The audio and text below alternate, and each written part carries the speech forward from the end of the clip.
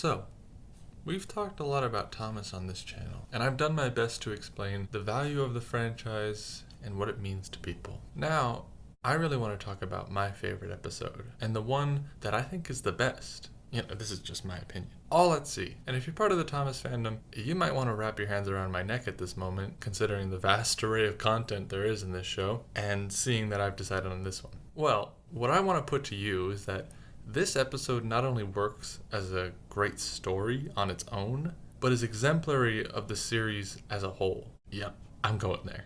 In the episode All at Sea, the story shows us the character Duck wanting to sail away to faraway lands, and getting a retort from Percy saying he can't sail because engines can't float, to which Duck ignores, telling us that's not what he meant. When there's an emergency, Duck comes to learn how useful he is on the rails, and moreover, on Sodor. In the episode, Duck affirms what he appreciates about being an engine and where he is needed. And the episode ends by conveying that despite our identity and whatever limitations those hold, it is still important to have those dreams. Now, it is interesting to note that Audrey, the original creator of Thomas, was not fond of these kinds of stories, such as Henry's Forest. The story was about Henry, an engine. Henry is enraptured by the forest which he goes through. Now, what interest does a steam locomotive have in scenery? Especially considering they were written by Mitton and Allcroft themselves for the show, because he didn't think it made sense for the characters to want anything outside of being an engine or their railway. And yes, while I talked a lot about Audrey's admirable passion for this world, I think it's good to acknowledge some of the things that I don't agree with. But I've already done the death of the author analysis in my first video. I don't think I need to retread any of that. Contrary to Audrey's statement, having the engines fantasize about being somewhere, something, or someone else is a perfect concept to explore in general narrative writing, but especially for this series. In Busy Going Backwards, we see Toad wanting more out of his life than just being a brake van. Broke. We're making your wish come true, Toad! And learns to live with the reality that he is one, which gives him depth and character that's relatable to all of us. As Thomas says to Terence in his first episode, I like my rails. A perspective you can assume is taken by many engines in this world, but it's also interesting that it's said in a defensive, naive argument Thomas is making against something he can't comprehend since it's outside of his own experience, and is also made by Percy to Duck when the latter suggests the idea of life outside of Sodor. These perspectives offer a direct contrast to Duck's aspirations, and encapsulate a few things. One would be the skeptical argument made by Audrey himself, and I'm sure some viewers. And second, it represents how children and people in general can be.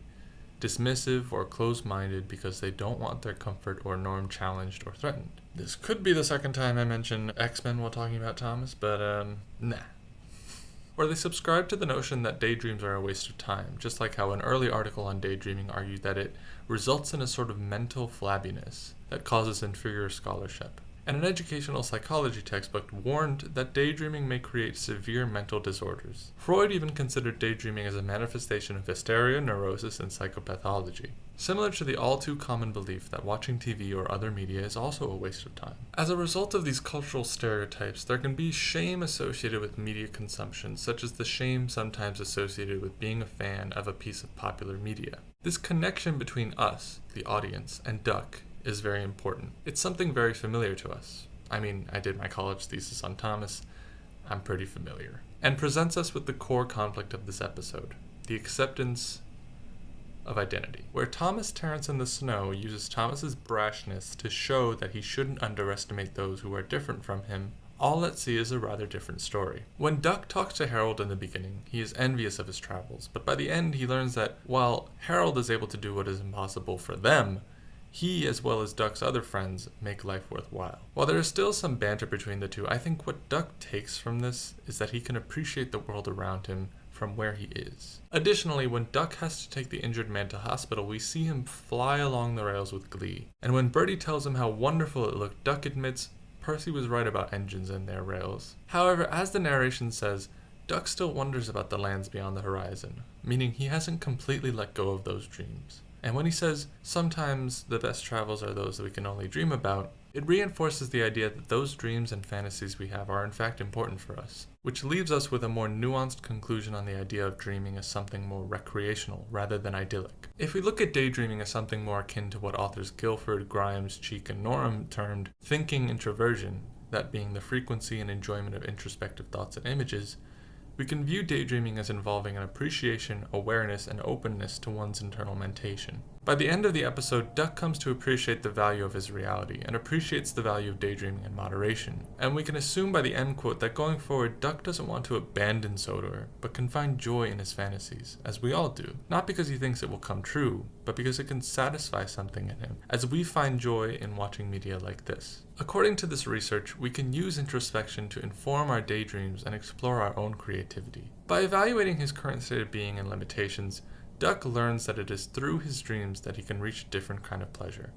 Not of what he's missing, but further understand who he is and what he enjoys. Similarly, we as viewers can find joy through the media we experience. In the simulations of fiction, personal truths can be explored that allow readers to experience emotions, their own emotions, and understand aspects of them that are obscure in relation to contexts in which the emotions arise. So by taking this scenario of a sentient engine wanting to travel beyond the horizon, we can understand the skeptical perspective Percy takes, and understand Duck as a character we can see ourselves in, who has limitations, and understand that disappointment relative to us. So when Duck learns to accept where and what he is, and still finds happiness in his dreams, we can learn that there is a balance to be had in our own lives and what we can imagine. MacDonald et al. Did a study finding that fictional television can bring to mind our own memories that help us to relate to what we're watching, and then make more personal connections to that very media. What's more, MacDonald found ourselves appear to be at the forefront of our media experiences as we enjoy and become involved in them. Like I said, the central conflict of this story can be seen as an allegory for what we, as fans or media enjoyers as a whole, experience.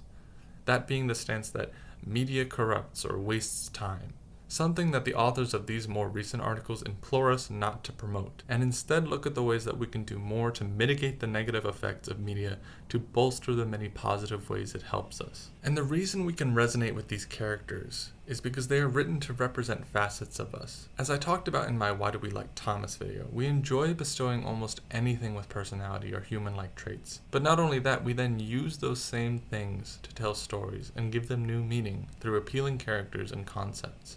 We use the idea of a sentient engine to create stories that explore perspectives like this one, and we absorb those messages because we see ourselves in those characters.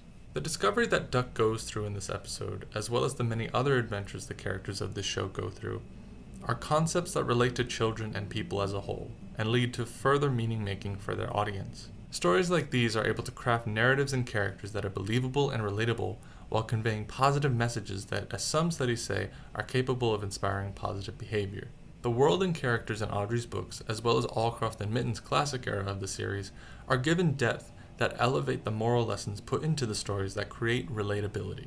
As Poerio and Smallwood argue, the experiences people have when they connect to characters in story worlds are social. They relate to relationships or to social thoughts and feelings while fulfilling specific needs and gratifications.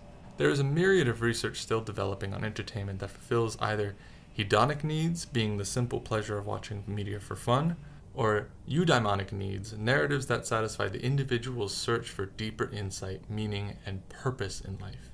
When we watch these stories and imagine ourselves in them, we participate in what Rose calls rehearsals for life, because we can consider what we watch from the media and choose how we let it inform future choices. Just like Duck chooses not to dismiss his dreams completely, we can use the lesson here to assess how we take criticism in our own lives, as well as measuring expectations for ourselves. We can choose to let our dreams enrich our reality, instead of keeping ourselves down, hoping for the impossible.